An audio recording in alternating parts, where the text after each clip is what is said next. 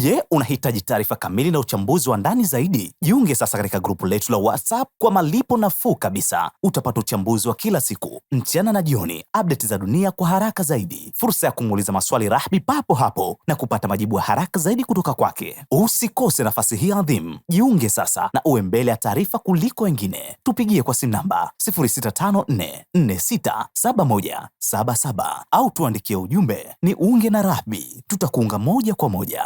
Raundi ya 6 ndio ilikuwa ije ifanyike siku 2 kabla ya Israeli hajaanzisha yale mashambulizi yake. Kwa hiyo tayari nimeona taarifa kuwa Marekani imeprove, yani imekubaliana kuwa mazungumzo yanahama kutoka Uturuki na yanakwenda Muscat.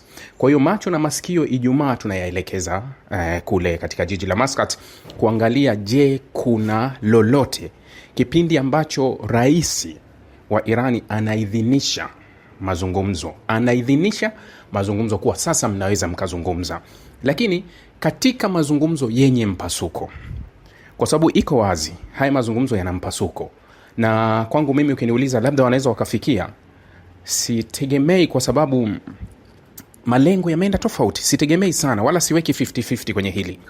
Naweza nikaweka upande mmoja ukazidi, upande mwingine ukawa umepungua kiasi, lakini sitaki kuweka 50 kwa 50, kwa sababu naamini kuna gepu kubwa kati ya mazungumzo na mahitaji ya mazungumzo katika kile wanachokitaka.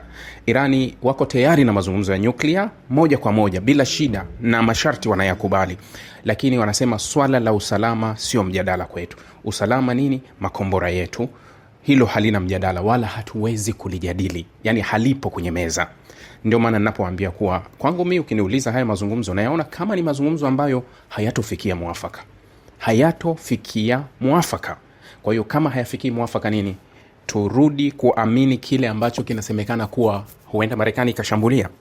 Baadhi ya taarifa za kidiplomasia za ndani ya Irani ambazo zimechapishwa na baadhi ya vyombo vya habari vya Irani vinataja kuwa wanadiplomasia kadhaa wa kimataifa waliopo ndani ya Irani wamejulisha Irani kuwa maendeleo ya sasa hayatoleta mgogoro baada ya tathmini ya kina kuwa vita itazua athari kubwa. Yani wanakusudia kusema kuwa wamejulisha mamlaka ya Irani kuwa hakuna vita. Sasa kuna watu huwa waajabu sana. Mimi nimenukuu, lakini kuna mtu atakuja asema, wewe ulisema hakuna vita. Elewa, sikiliza kile nakisema, kuwa kwa mujibu wa vyanzo vilivyotoa taarifa ndani ya Irani, vinasema kuwa vimewajulisha viongozi wa serikali ya Irani kuwa, yani hawa ni wanadiplomasia wa nje, wanawajulisha maafisa wa ndani wa Irani kuwa hakutokuwa na vita kutokana na tathmini ya athari kama itakuja vita. Lakini Irani imejibu ikasema kuwa tunaijua hiyo staili, sisi tunaijua. Kwa hiyo sisi, anasema kuwa finger zetu still on trigger. Yani anakwambia, yani vidole vyetu bado vimeshikilia kifyatuo cha makombora. And then wanasema kuwa bado sisi tunaangaza eneo lote, wala hatujakunja miguu kuweka pembeni, kuamini kuwa kile mnachokisema ni sahihi, kuwa hakutokuwa na mzozo. Kwa sababu Julai tuliaminishwa kuwa mazungumzo mazuri na tulikuwa tunaenda kufikia makubaliano na mashambulizi yakaanza. Kwa hiyo Irani wana hilo ambalo wameliweka na wamelishikilia kweli kweli, kuwa sisi tunajua hilo, nyinyi si watu wa kuaminika, kwa hiyo tutakucheza na nyinyi hatua kwa hatua. Sasa kumekuwa na, nimeona jana taarifa na watu wamenirushia ya taarifa iliyochapishwa, hasa ilichapishwa na Reuters. Nadhani vyombo vya habari vingi vilinukuu kwa kutokea Reuters, kudunguliwa kwa 139, wengine wanasema 129 Shahid, drone ya Irani ambayo ilikuwa ikifanya safari zake za upelelezi juu ya maji ya kimataifa pembeni ya meli kiongozi ya Marekani ile Abraham Lincoln, ambayo meli hubeba ndege. Wanasema kwa juu ilionekana kwa dakika moja Shahid 139, baadhi ya vyombo vinasema 120, na Irani wao wanasema Shahid ni 129. Vyanzo vya magharibi vinasema ilikuwa ni Shahid 139. Sawa. Sasa ilionekana ndege ya Kimarekani C-35 nadhani iliruhusiwa kuruka kwenda kuidungua, na ikaidungua. Kwa taarifa ya Reuters, waliidungua. Ni droni ya kijasusi. Taarifa inayotoka Irani wanasema kuwa manake walitoa kwanza taarifa wakasema tumepoteza mawasiliano na moja ya drone yetu 129. Yani wao walisema kuwa tumepoteza mawasiliano na drone yetu ya 129, drone ambayo ilikuwa ikifanya kazi zake za kawaida na ikipiga picha. Lakini anasema drone ile ilikuwa imeisha wasilisha kile ambacho ilikuwa kikifanyia kazi kabla ya kupoteza ushahidi. Yani kabla ya wao kuipoteza kwenye mawasiliano. Yani ilikuwa imetumwa kwa misheni. Yani ile misheni yake ilikuwa tayari yenyewe imeisha peleka ripoti kama picha na kutuma, tayari ilikuwa imeisha piga picha na imezituma, lakini baadaye ikaja ikapoteza mawasiliano. Kwa mujibu wa Irani wanachokisema kuwa tayari ilishawasilisha kila kitu. Lakini kuna mtu aliniuliza kwani kuna shida kwenye? No, sio tatizo, na ni kwa mujibu wa kisheria kabisa. Yani ile drone kufanya kazi ni kawaida kabisa kwa mujibu wa kisheria, lakini wanaweza wakaidungua kwa upande wowote, kwa sababu kwanza taarifa wanaitoa magharibi wanasema wameidondosha kwenye maji ya kimataifa. Sio, umeelewa? Kwenye maji ya kimataifa. Unapogusa maji ya kimataifa ndio inapoleta kuwa Irani hawezi kufanya complain, kwa sababu haikuwa kwenye anga yake, yani haikuwa kwenye maji yake, ilikuwa imetoka kwenda kwenye maji ya kimataifa. Ndio maana kama unakumbuka ile kesi ya Sumud Flotilla, zile zilikuwa zikienda Gaza na vurugu ikawa kubwa. Kwa nini Israeli imezichukua? Kwa nini Israeli imeteka?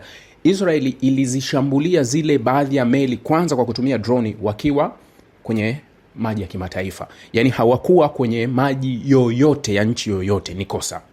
Lakini pia walienda kuzikamata zikiwa kwenye maji ya kimataifa, zilikuwa hazijaingia kwenye maji yoyote ambayo yanatambulika kuwa haya ni maji ya nchi fulani, kwa sababu kuna maji ya kimataifa kama ilivyo anga ya kimataifa.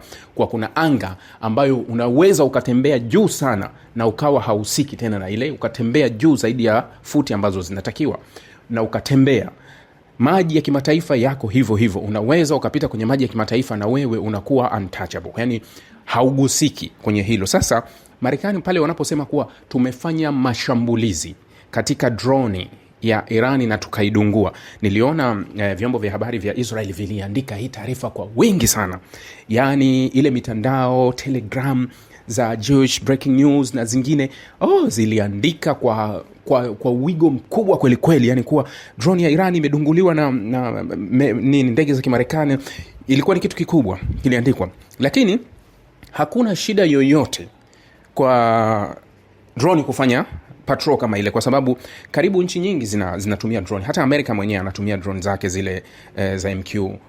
Israel anatumia zile MQ pia, na nchi zingine wanatumia drone zao kufanya upelelezi kawaida. Sasa inategemea tu wewe drone yako ina uwezo gani na teknolojia gani, kuwa inaweza kuonekana kiasi gani na isiweze kuonekana kiasi gani. Je, drone inaweza ikapita kwenye mawimbi bila kujulikana na hilo na wao? Kwa hiyo imekuwa ni hivyo tu. Lakini sasa taarifa inaonyesha kuwa hii taarifa ni ya ukweli. Baada ya magharibi kusema kuwa wameidungua, taarifa inayotoka ndani ya Irani inaonyesha kuwa ilipotea, yani wameipoteza kwenye listi ya drone ambazo zilikuwa zikifanya kazi. Maana yake kuwa ndio jibu linakuja kuwa ile drone ilidunguliwa na Marekani, lakini si sababu ya kusema labda wameingia kwenye mgogoro wa moja kwa moja, kwa sababu kuna mtu mmoja alinitumia jana message nyingi, yuko Uganda, ananitumia angalia vita imeshaanza huko. Sijui ameingia mtandao gani akaona kule, na vile unajua kama vile ninavyowaambia, jukwaa la YouTube ni fursa pia kwa sasa hivi kwa watu kulitumia kwa ajili ya kutengeneza maudhui ambazo huenda zikawashawishi watu kuingia kutazama, na watu pesa ya kutosha. Kwa hiyo watu hutumia hiyo fursa. Anambia angalia vita imeanza. Wewe sijui uko wapi, mbona utuambii kama vita imeanza? Nikamwambia haya sijui wapi tena, yani nikamwambia basi wewe nenda kaangalie kule afu utakuja kunihadithia. So ilikuwa iko hivyo, lakini jibu linakuja ni kuwa ni kweli imedunguliwa. Sasa mazungumzo yatafanyika Muscat.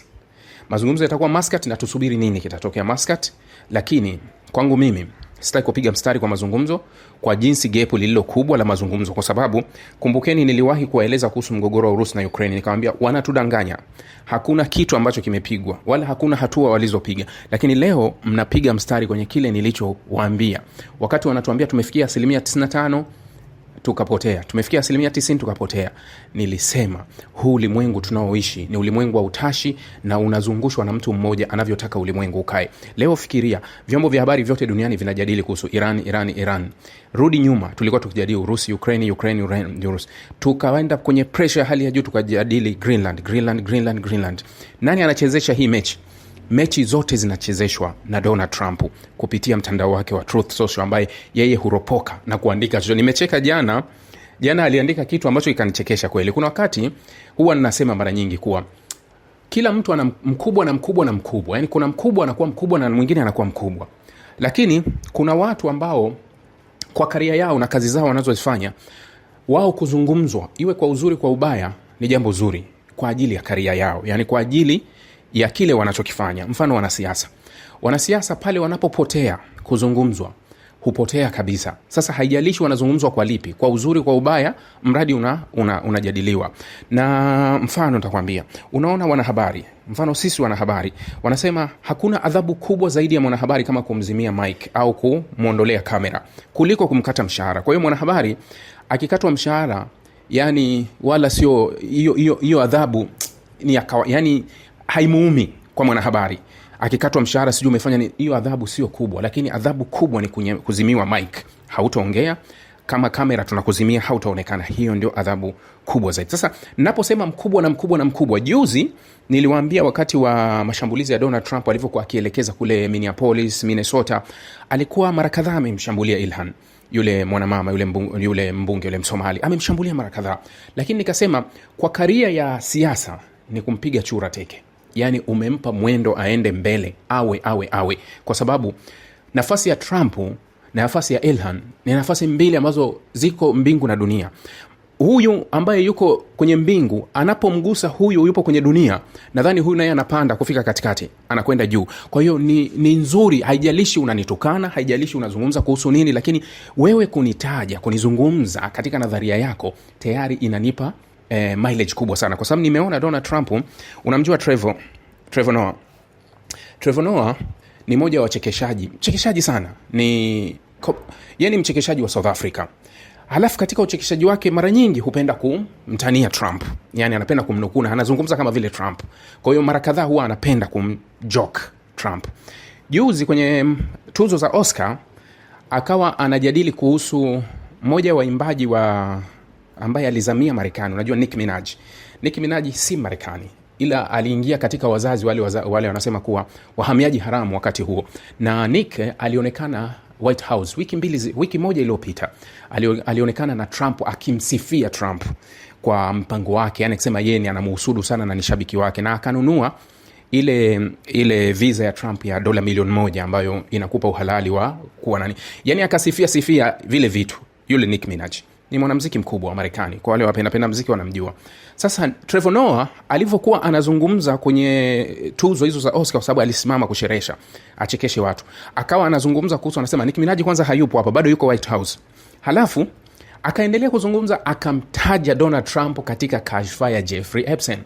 Akasema Trump na Bill Clinton walienda kwenye kisiwa cha Jeffrey Epstein. Sasa Trump akapitia mtandao wake wa Truth Social akamjibu Trevor kuwa huyu kijana asiye na kipaji, maskini asiye na kipaji, ambaye hafurahishi, anasema nimeenda kwenye kisiwa ambacho sijawahi kufika, na angalia nafasi yangu ya wanasheria wangu kumfungulia mashtaka Trevor.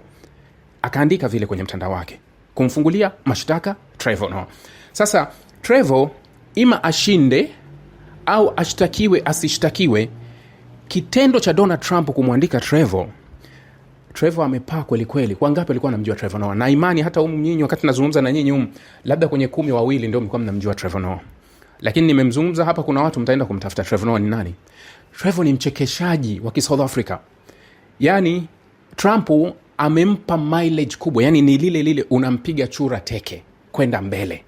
Kwa hiyo unampandishia mileage kweli kweli. Lakini kuna wakati unaweza ukawa kwenye hiyo nafasi, inategemea kipi. Kwa sababu last week Trump aliandika kwenye mtandao wake wa Truth akifanyia promo filamu au documentary ya mke wake Melania. Huwezi kuamini, duniani watu wakikuchukia wamekuchukia. Nadhani mmeiona hiyo taarifa inavyozunguka kuwa katika documentary ambazo zimefanya vibaya zaidi kwenye masoko au kumbi mbalimbali au kwenye digital, basi ni documentary ya Melania Trump. Yani ilikuwa ikionyeshwa, mfano kuna ukumbi mmoja kule Uingereza, tiketi zilinunuliwa 2 kwenye ukumbi. Ukienda kwenye ule mtandao unaitwa IMDb nadhani, ambao unahusika na masuala ya filamu, renki yake ilikuwa 1.1 kwa sababu watu 17,000 pekee wamekwenda kuitazama hiyo filamu. Yani hata Rahby Digital nikiweka tangazo langu linatazamwa na watu wengi zaidi. Yani nikiweka bandiko langu mimi linatazamwa na watu wengi zaidi kuliko Melania. Lakini Trump alimfanyia promo kwenye Truth Social kuwa nendeni mkaangalia documentary ya mke wangu ambayo imefanya vizuri zaidi. Uwekezaji wa Amazon, najua documentary imetengenezwa na Amazon wameweka dola milioni 75. Gharama promo za matangazo ya hiyo documentary zilikuwa nafika karibu milioni 35. Kwa hiyo karibu dola milioni 110. Lakini kwenye soko imeflop kweli kweli, yani haipo. Yani nakwambia watu wakikuchukia wamekuchukia na hilo limekwisha. Sasa nimeona pia South Africa, kumbi za South Africa zimekataa kuionyesha hiyo documentary kwenye kumbi zao. Wanasema kuwa marufuku, wameipiga marufuku, hatutoionyesha. Ni kwa sababu gani? Mzozo wa South Africa na Marekani ambao unaendelea. Kwa hiyo na kwenyewe wamezoea. Tusubiri Trump asira zake atazipeleka wapi mara hii. Lakini kikubwa kuwa kuna wakati anaweza akakupromo lakini usipate hiyo promo. Yani inategemea wewe ni nani, unakwenda wapi. Lakini kuna wakati, kwa sababu nini? Tathmini ya ndani ya Marekani ya mwezi uliopita, 70% wa Marekani hawakubaliani na maamuzi ya Trump, hawakubaliani na kile Trump anachokifanya. 71% ilikuwa ya watu wa Marekani hawakubaliani na Trump anachokifanya. Kwa hiyo kile kitachopendwa na Trump kitachukiwa na wengine. Ndio maana nilizungumza wakati Somaliland ilivyotangazwa kuwa Israel inaanzisha uhusiano na Somaliland. Nilisema Somaliland walikuwa wanatamani kuwa hilo, lakini njia tu wamekosea, kwa sababu anayewatambua hapendwi na wengi. Huenda akasababisha maadui wapya kwa sababu tu yule ambaye anawaunga mkono anachukiwa na wengine. Na nimeona kuna Israel imeanza kufanya uwekezaji kule Somaliland, na niliwaambia nchi zitalani zitakaa kimya, halafu Somaliland itaendelea na Marekani ataendelea na uhusiano utaendelea. So nilisema kuhusu Somaliland, ndio hiki ambacho Trump kuwa yoyote ataichukiwa na Trump atakuwa promoted. Yani Trump atakayemsema mtu yoyote kwa ubaya, huyo mtu anakuwa shujaa. Lakini mtu atakayetajwa na Trump kwa uzuri, huyo mtu anakuwa flopping. Yani anadondoka, anaanguka, hawezi kupata kile ambacho unakihisi. Ndio maana Melania mke wake kaanguka kwa sababu yuko upande wa Trump, na watu kawaida hawavutiwi tena na Trump. Na ndio maana nakwambia Trevor Noah anakwenda kwa sababu Trump anamkosoa Trevor, na watu wengi wako kinyume na Trump, na ndio maana Trevor atakwenda juu zaidi kwa sababu ya hiyo. Sasa nimeona kuwa serikali ya Marekani inasema kuna pipa milioni 50 za mafuta yanayotoka Venezuela yanaelekea Texas kule Marekani. Hii ni awamu ya 2 au ya 3 ya mafuta ya Venezuela yanaelekea Marekani kwenda kuuzwa. Sasa tunarudi kwenye kile ambacho nimekuwa nikikizungumza mara kadhaa. Tunapokwenda kushangilia ngumi au unapokwenda kushangilia kitu, tufahamu tunashangilia kwa nani, kwa sababu gani na kwa lipi. Tuseme kuwa ni mapema hivi kuwa raia wa Venezuela wamesahaulika. Shida walizokuwa nazo ambazo zimeimbwa na ulimwengu wa magharibi takriban toka alivyokuja Hugo Chavez mwaka 99 mpaka leo zimekwisha baada ya Maduro kuondoka. Siasa, demokrasia, uhuru, watu, kila kitu ndani ya Venezuela vimerudi kwenye njia. Hiyo serikali tena imekuwa serikali takatifu kutoka ile serikali ambayo ilikuwa ikisemwa sana. Lakini mbona Marekani tena hazungumzi kuhusu raia wa Venezuela? Kwa nini tena ulimwengu wa magharibi ambao uliunga mkono Marekani kile anachokifanya, halafu umebaki vile vile? Juzi mdogo wangu ananiambia hawa Ulaya mbona wanaishupalia sana Irani kuweka vikwazo na nini, hali ya kuwa sasa hivi hawaelewani na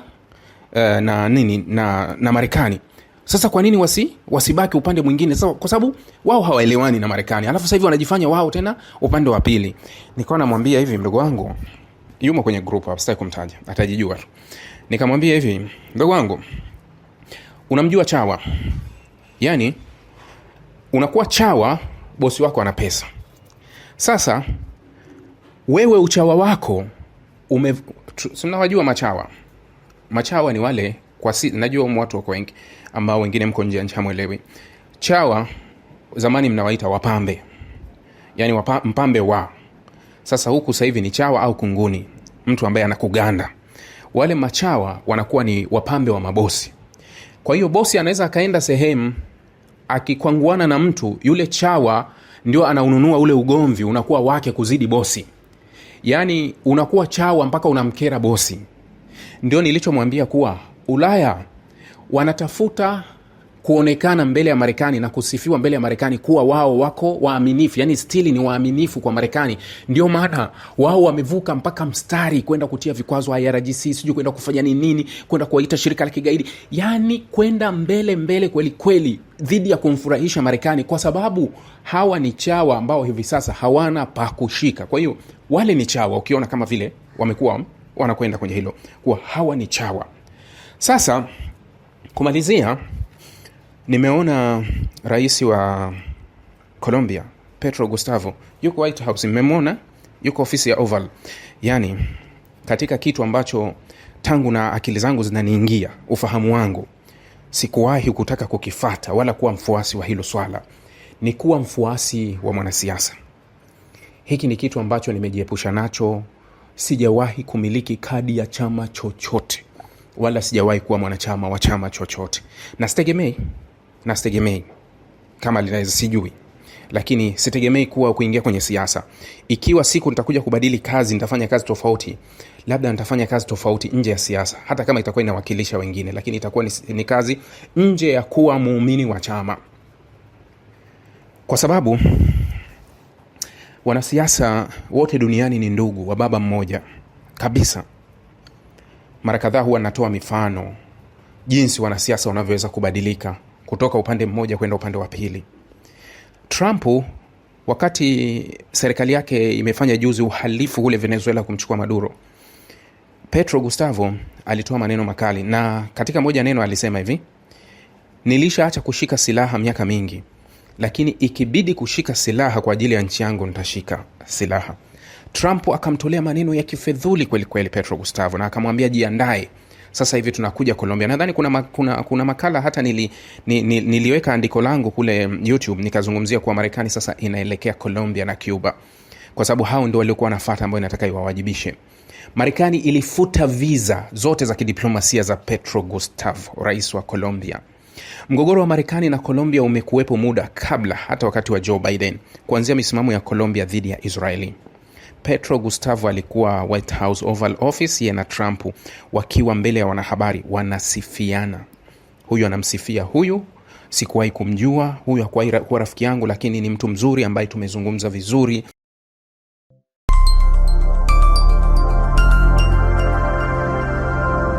Rahby Digital, haki na ukweli.